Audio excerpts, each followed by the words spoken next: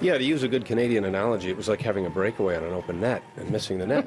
That's former Conservative Cabinet Minister Peter MacKay slamming Andrew Scheer for losing the federal election. It comes as questions remain about the leadership of the Conservative Party. MacKay was speaking at the Canada Institute in Washington, examining the election results. He told an American audience that Scheer's position on some social issues contributed to the Conservatives' loss. People did not want to talk about women's reproductive rights. They didn't want to talk about revisiting the issue of same-sex marriage.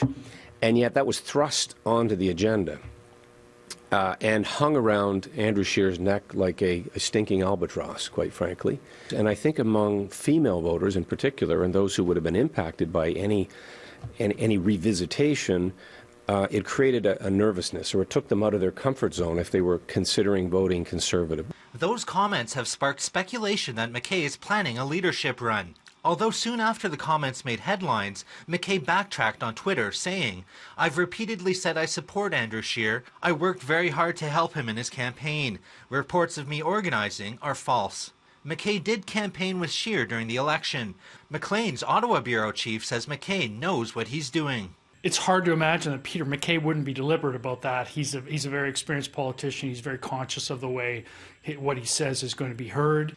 MacKay used to be the leader of the Progressive Conservatives before merging with Stephen Harper's Canadian Alliance in 2003, before the party was renamed the Conservatives. Geddes doesn't believe MacKay has any immediate plans for a leadership run, but is keeping his options open. It's possible he's laying down markers for a future time. He may not think that Scheer is in danger at this moment, but could be at some point down the line. And Peter MacKay would have a bit of a long game in mind there. The Conservatives will have their first caucus meeting next week, and Scheer will be up for a leadership review next spring when the party holds its meeting in Toronto. In Ottawa, Nigel Newlove, City News.